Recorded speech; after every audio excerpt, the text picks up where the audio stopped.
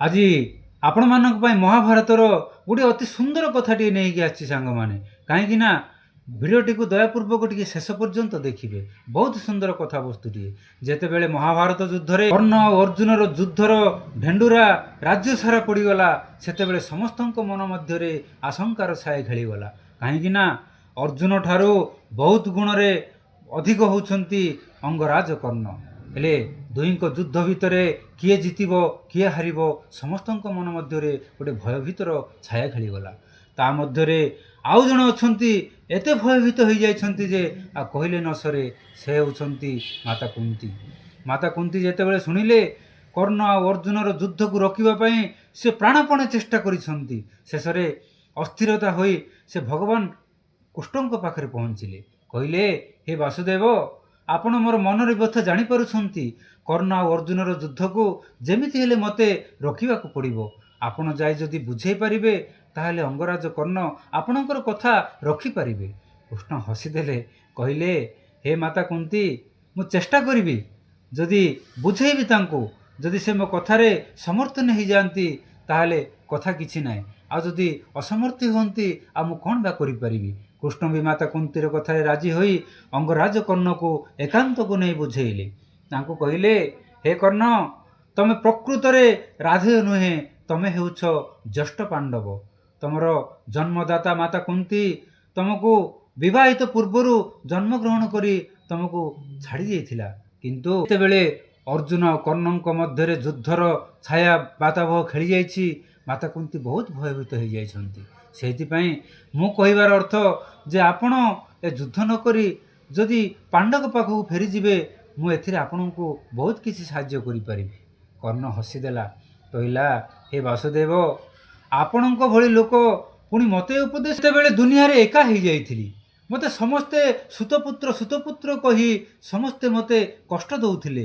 ନା ବାପାର କୌଣସି ସ୍ଥିତି ଥିଲା, ନା ମାଆର କୌଣସି ସ୍ଥିତି ଥିଲା। ମୋତେ ସମସ୍ତେ ଗୋଟିଏ ଅନାଥ ଭଳି ଛାଡ଼ି ଦେଇଥିଲେ। ଦୁର୍ଯ୍ୟୋଧନ ମୋତେ ଅଙ୍ଗରାଜ୍ୟ ଦାନ କରି, କେହି ମୋ ସାଙ୍ଗକୁ ସୁତପୁତ୍ର କହିପାରିବେନି ବୋଲି ସେ ମୋତେ ଅଙ୍ଗରାଜ୍ୟ ଦାନ କରି ମୋତେ ସେଠି ରାଜା କରାଇଥିଲେ। ହେଲେ ସେମିତି ବନ୍ଧୁକୁ ମୁଁ ଆଜି କ'ଣ ଭୁଲି ପାରିବି? ଆଉ ଯଦି ବା ମୁଁ ମୋ ବନ୍ଧୁକୁ ଭୁଲି ମୁଁ ପାଣ୍ଡବ ପକ୍ଷରେ ଯୁଦ୍ଧ ଲଢ଼ିବି, ତାହେଲେ ମୋ ଠାରୁ ଦୋଷୀ ଆଉ ମୋ ଠାରୁ ପାପୀ ଏ ଦୁନିଆରେ କେହି ବି ହେଇପାରିବେନି ପ୍ରଭୁ।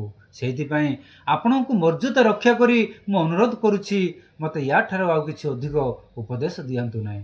କୃଷ୍ଣ ସେଠାରୁ ନିରାଶ ହୋଇ ମାତା କୁନ୍ତୀଙ୍କ ପାଖକୁ ଚାଲିଗଲେ।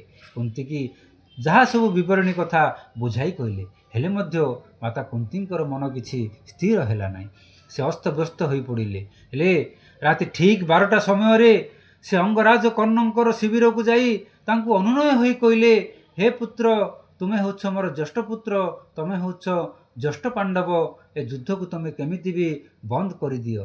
ମାତାକୁ ଦେଖି ଆଶ୍ଚର୍ଯ୍ୟ ହୋଇଗଲା। କହିଲେ, ମାତେ, ଆପଣ ବହୁତ ଲେଟ୍ କରିଦେଲେ। ଯଦି ଏଇ କଥାଟା ମୋତେ ଆଉ ଟିକେ ପୂର୍ବରୁ ଜଣାଇଥାନ୍ତେ, ତାହେଲେ ମୁଁ କ'ଣ କିଛି କରିପାରିଥାନ୍ତି। କିନ୍ତୁ ଏବେ ମୁଁ ଯେଉଁ ଜାଗାରେ ଠିଆ ରହିଛି, ଯେଉଁ ପରିସ୍ଥିତିରେ ଠିଆ ରହିଛି, ମୋର ଅନ୍ତରଙ୍ଗ ବନ୍ଧୁକୁ ମୋ ଜୀବନ ଚାଲିଯିବ ସିନା, ମୋ ବନ୍ଧୁକୁ ମୁଁ କେବେ ବି ଧୋକା ଦେଇପାରିବିନି। କାହିଁକି ନା ସେ ମୋତେ ଯେମିତି ସମୟରେ, ଯେମିତି ମୋର ଅସମୟରେ ମୋତେ ସାହାଯ୍ୟ କରିଥିଲା, ମୁଁ ସେ ବନ୍ଧୁତ୍ୱକୁ ଜୀବନ ଦେଇଦେବି ସିନା, କେବେ ବି ତାକୁ ଭୁଲି ପାରିବିନି। ଏଣୁ ଆପଣଙ୍କୁ ମୁଁ କଥା ଦେଉଛି, ପ୍ରତିଜ୍ଞା କରୁଛି, ଆପଣଙ୍କର ପଞ୍ଚୁପାଣ୍ଡବ ମଧ୍ୟରୁ କେହି ବି କମ୍ ହେବେ ନାହିଁ। ଯେମିତି ପଞ୍ଚୁପାଣ୍ଡବ ଆପଣଙ୍କର ଥିଲେ ସେମିତି ରହିବେ। ଆପଣଙ୍କର 4ଗୋଟି ପୁତ୍ରକୁ ମୁଁ କସ୍ମିନ୍ କାଳେ ହାତ ଲଗାଇବି ନାହିଁ, ଆଉ ସେମାନଙ୍କୁ ମୁଁ ମାରିବି ନାହିଁ। ଏଇଟା ହେଉଛି ମୋର ପ୍ରତିଜ୍ଞା। ଆଉ କିନ୍ତୁ ଏକ ତ ମରିବ ଅର୍ଜୁନ, ନଚେତ୍ ମରିବ କର୍ଣ୍ଣ। ଯାଉ ମା, ଆପଣ ନିଶ୍ଚିନ୍ତରେ ଶିବିରକୁ ଫେରିଯାଅ। ମୁଁ ଆପଣଙ୍କୁ ପ୍ରତିଜ୍ଞା କରୁଛି, କର୍ଣ୍ଣ ମରିବ ନହେଲେ ଅର୍ଜୁନ ମରିବ, ଆଉ ଆମ ଦୁହିଁଙ୍କ ମଧ୍ୟରେ ହିଁ ଯୁଦ୍ଧ ହେବ। ଆପଣଙ୍କର ଯେମିତି ପଞ୍ଚୁପାଣ୍ଡବ ରହିବେ ସେମିତି ରହିବେ। କିନ୍ତୁ ମାତା କୁନ୍ତୀ ସେଠାରୁ ନିରାଶ ହୋଇ ଚାଲିଯାଇଥିଲେ। କହିଥିଲେ, ହେ ପୁତ୍ର, ମୁଁ ଏବେ ବି ତୁମକୁ ମୋ ଭୁଲର କ୍ଷମା ମାଗୁଛି, ଆଉ ମୁଁ ଅନୁନୟ ହୋଇ କହୁଛି, ଏବେ ବି ତୁମେ ଯଦି ଆସିବାକୁ ଚାହିଁବ, ମୁଁ ତୁମକୁ ଜ୍ୟେଷ୍ଠ ପାଣ୍ଡବର ମର୍ଯ୍ୟାଦା ଦେବି, ଆଉ ତୁମ ଜୀବନରେ କେବେ ବି ଅସୁବିଧାର ସମ୍ମୁଖୀନ ହେବା ପାଇଁ ମୁଁ ଦେବି ନାହିଁ। ଏତିକି ମୁଁ ତୁମ ପାଖରେ ପ୍ରତିଜ୍ଞା କରୁଛି। ସେତିକିରେ ବି କର୍ଣ୍ଣ ହାତ ଧରି ଅନୁନୟ କହିଲେ, ହେ ମାତ, ମୋତେ ଗୁରୁଦାୟିତ୍ୱରୁ ମୁକ୍ତ ଦିଅନ୍ତୁ। କାହିଁକି ନା ମୁଁ ଆପଣଙ୍କର ଏ କଥାକୁ ରଖିପାରିବି ନାହିଁ। ଯାଅ ମା, ମୁଁ ଆପଣଙ୍କର ପ୍ରତିଜ୍ଞାବଦ୍ଧ, କି ଆପଣଙ୍କର ପଞ୍ଚୁ ପାଣ୍ଡବ କେବେ ବି ସେଥିରୁ ଖଣ୍ଡିଆ ହେବେ ନାହିଁ, ଏତିକି ମୁଁ ପ୍ରତିଜ୍ଞା କରୁଛି। ଏତିକି ନିରାଶରେ ମାତା କୁନ୍ତୀ ଶିବିରକୁ ଚାଲି ଯାଇଥିଲେ। ହେଲେ ଆପଣମାନେ ଆଜି ମୋର ପଣ୍ଡିତ ଜନମାନଙ୍କ ପାଇଁ ଅତି ସୁନ୍ଦର କଥାବସ୍ତୁଟିଏ ମୁଁ ରଖିକି ଯାଉଛି।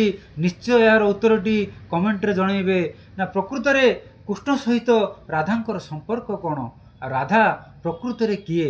ତାଙ୍କ ସହିତ ରହିଥିଲେ, ତାଙ୍କୁ ଏତେ ଅନ୍ତର ସହିତ ଭଲ ପାଉଥିଲେ, ହେଲେ ମଧ୍ୟ ରାଧାକୃଷ୍ଣଙ୍କର ମିଳନ କେବେ ସମ୍ଭବ ହୋଇପାରିନଥିଲା। ଏହାର କାରଣଟା କ'ଣ? ଆପଣମାନେ ଯଦି ଜାଣିଥିବେ ନିଶ୍ଚୟ କମେଣ୍ଟରେ ଜଣାଇବେ। ନହେଲେ ମୁଁ ଆଗାମୀ ଭିଡ଼ିଓରେ ଆପଣମାନଙ୍କ ପାଇଁ ଏହି ପ୍ରଶ୍ନର ଉତ୍ତର ନେଇକି ଆସିବି। ଆଉ ଯଦି ଆପଣମାନେ ଏ ପ୍ରଶ୍ନର ଉତ୍ତରଟିକୁ ଶୁଣିବାକୁ ଚାହୁଁଛନ୍ତି, ତାହେଲେ ମୋ ଚ୍ୟାନେଲଟିକୁ ନିଶ୍ଚୟ ସବସ୍କ୍ରାଇବ୍ କରିକି ରଖିବେ। କାହିଁକିନା ମୁଁ ଯେତେବେଳେ ଭିଡ଼ିଓ ଅପଲୋଡ଼ କରିବି, ସର୍ବପ୍ରଥମେ ଆପଣମାନଙ୍କୁ ଭିଡ଼ିଓଟିର ନୋଟିସ୍ ଯିବ। ଜୟ ଜଗନ୍ନାଥ।